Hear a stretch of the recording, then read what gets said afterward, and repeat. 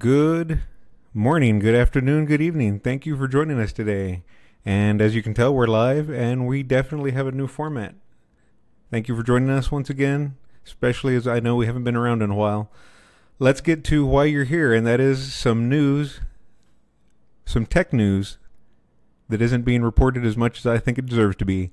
So let's move on to our first article. First article comes from texasexes.org.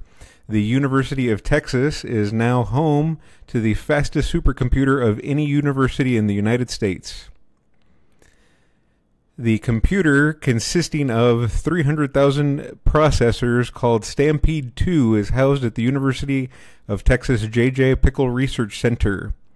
Stampede 2 is currently capable of performing 18 quadrillion. That would be 18 quadrillion operations per second. That'd be 18 petaflops for those wanting a petaflop number. It's about 100,000 desktops. Can run quite a few instances of StarCraft Brood War, in my opinion. The project, funded by a $30 million grant from the National Science Foundation, helped to replace the original Stampede system, which went live in 2013. The system, designed to be twice as powerful as the original, uses half the energy of the older system. If you'd like to read more about the new computer at the University of Texas, the article will be listed in the show notes. Congratulations, University of Texas, for housing the fastest supercomputer of any university. Moving on. Krebs on security. Brian Krebs has once again come to us with a great article. Dell has previously lost control of some of its domains. Its domain, Dell Backup Recovery Cloud Storage, for several months was lost.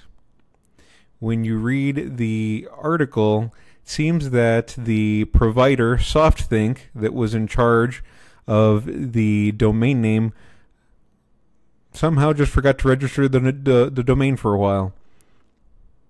The domain was picked up by Dmitry Vasiliev, I'm sorry for the mispronunciation of that, of TeamInternet.com. He is known for typo squatting. If you're not familiar for typo squatting, that would be buying domain names around a particular domain name, especially one that would be typed incorrectly, like Google with one too many O's or an extra M, etc., etc. So this isn't the first instance. Let's back up a little bit here. The domain was a very important one. It was used by Dell. And it housed its basic and premium services for customers to back up and recover their computer systems. So it wasn't a minor domain name that was lost.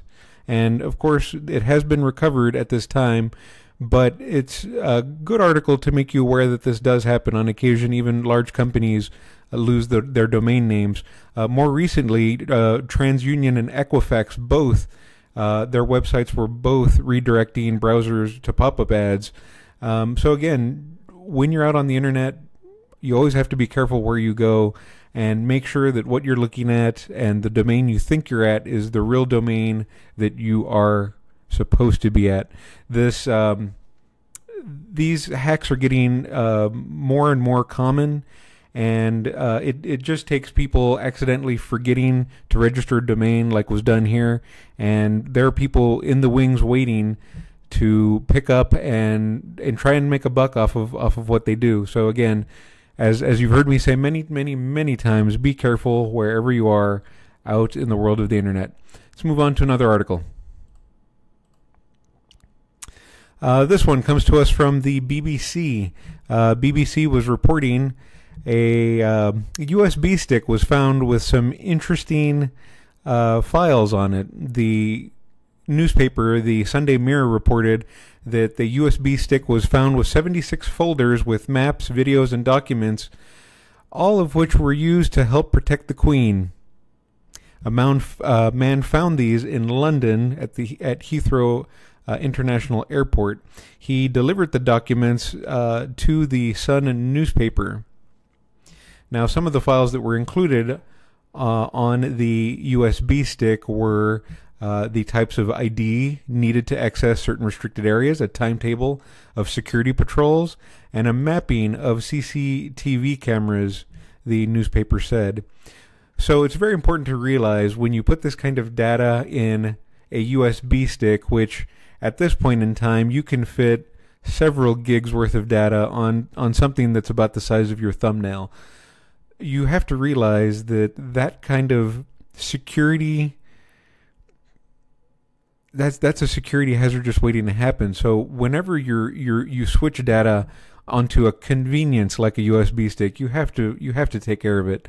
Of course, according to the article, there's going to be an investigation, but again, this should have just never happened. That kind of data should have never been on a USB stick.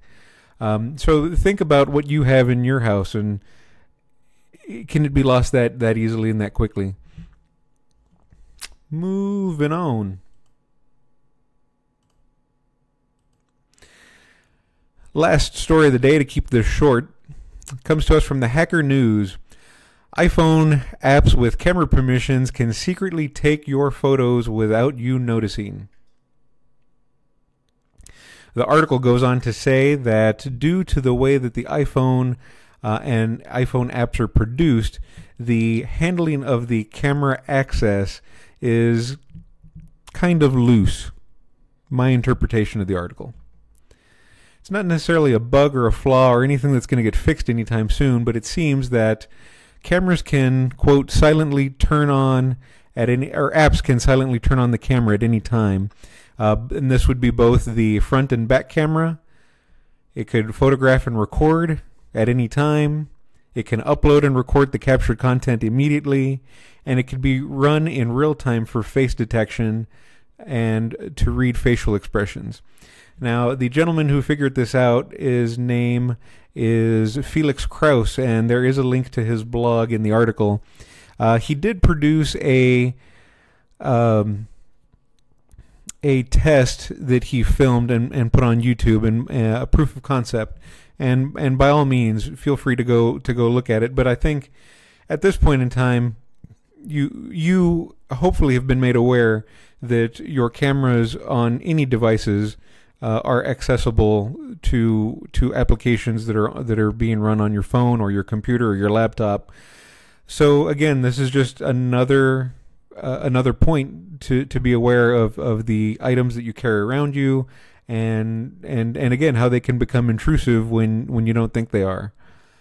Be careful, be aware, and as always, the easy solution to all of this is a piece of black tape over your phone, which at the very least will start a conversation with strangers wondering what exactly you're doing with a piece of tape over your phone.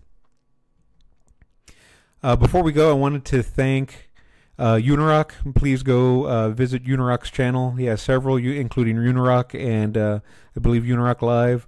A lot of the technique that is being used to now produce our video was gained through knowledge from his channel, as well as a tech blog that he released recently. I highly recommend it for anyone who is interested in live blogging. So thank you again to Unirock.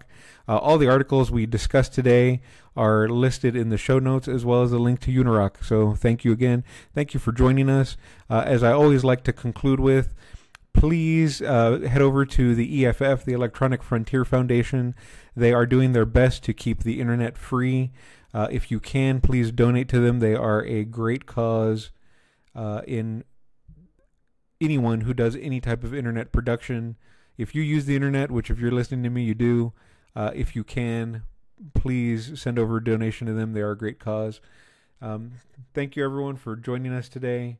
We will be doing these more often than we have been in the past, so thank you for your patience. That's it for today. Have a good day, and we'll see you in the near future.